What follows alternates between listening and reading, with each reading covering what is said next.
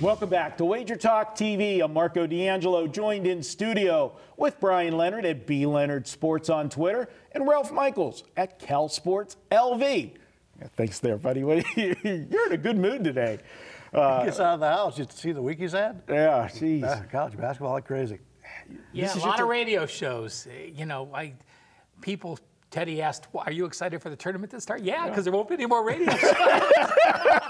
I'm actually watching. It is a busy time. Drink beer and watch basketball. That's what it's about, right? Hey, when we're done taping the video, doing the videos today, Ralph and I's got to go do a podcast after this. So it's a busy time, but we will be enjoying the games on Thursday and Friday. You can rest assured I'll have a big plate of chicken wings in front of me. Absolutely. Rest assured Ralph will have several bottles of You got to eat early in case you lose a couple early plays, then you lose your appetite pretty damn quick. See, no, I'm different. I have to have comfort food then, to console myself. So Gotcha. Either way, I'm eating more celebrating or I'm eating more to comfort myself. He only weighed 100 pounds till he started handicapping. Yeah. Hey, guys, never trust a skinny handicapper. I've told you that many times. All right, guys, let's talk about this one. We got the Kansas Jayhawks playing Northeastern. This is Kansas' first time, didn't win the Big 12 championship. Kind of thought when they snuck their way to the championship game, wouldn't it be ironic the first time they don't win the conference championship regular season, they go ahead and win the tournament?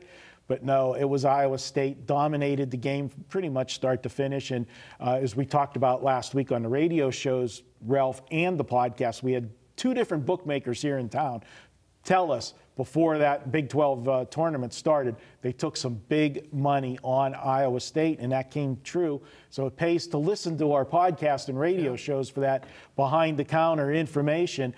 But, guys, here with Kansas, we've seen the line. It opened up 8.5, and, man, they weren't shy about jumping in and taking a dog down to 7 right away. Brian, I'll start with you because you're nodding your head. You're ready to go. I'm ready to go against this Kansas team. We talked about it earlier. On other videos, this is just not your normal Kansas team. And I got to give the selection committee credit. They didn't use the name to give them a good seeding. Number one, they didn't get the normal seedings that they normally do, and they're playing over 1,000 miles away from home. Now, normally you get these teams, the Kentuckys, the Dukes and all, they always put them right in their backyard, so I got to give them a lot of credit for that. Kansas was only 8-9 this year when not playing at home. That tells you that this isn't the typical Kansas team. They were the top team in the country in strength of schedule, but they do get rebounded by 2.4 a game. And usually when we recruit the players that Kansas does, that's kind of strange to be out-rebounded in the games. Usually they got pretty good athletes. Northwestern, 5th in the country in effective field goal percentage. Northeastern, excuse me. I knew I was going to screw that one up. Northeastern, but they're terrible on offensive rebounds, 328th in the country. So you got two teams that don't rebound the ball very well here, but there's too many points, in my opinion, for Kansas.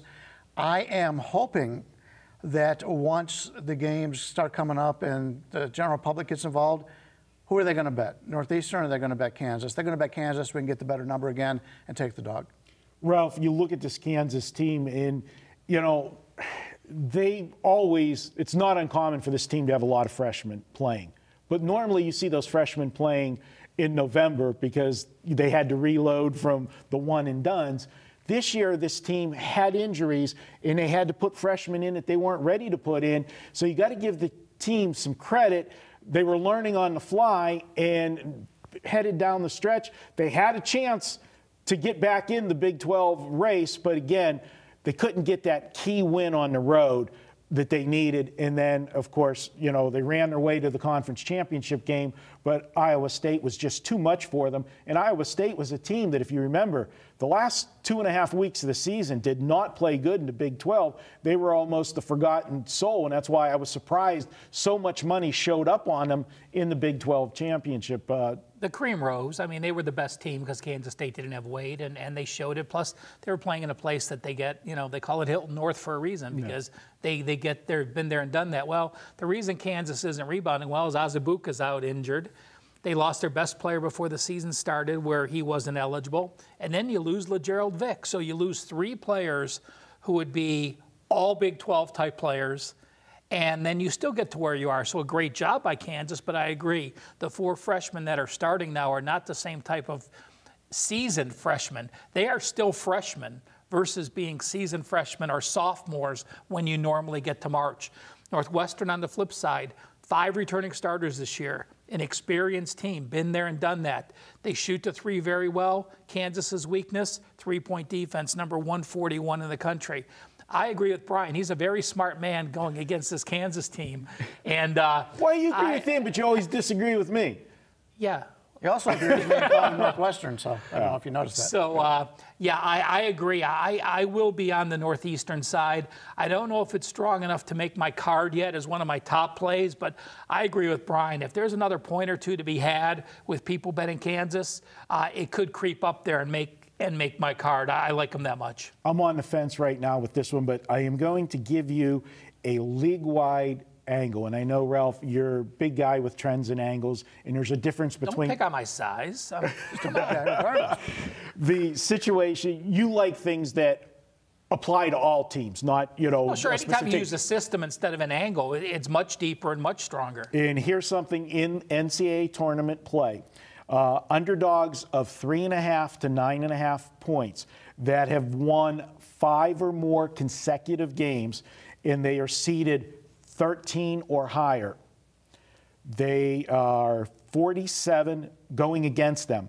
You would be 47-17 against the spread. That's 73% against the spread going against those teams. That's the only negative to Northeastern. What's the parameters again? 5 straight wins mean you won your conference tournament, which is going to be every 13 3.5 to 9.5, which I don't like. So that's the thing. That means you're taking one of the lower seeds because you've won 5 straight games, and you're probably undervalued. You're overvalued being a single-digit dog. Most 13 seeds are going to be a double-digit dog. So you're picking the spot where, yeah, there is some love for the dog and a good number. So something certainly to put into the handicapping mix. And when you come out with it, you may play on it, you may play against it, but at least make it part of your handicapping repertoire. Good angle. Good All right, system. guys. Good word. Repertoire? You two guys.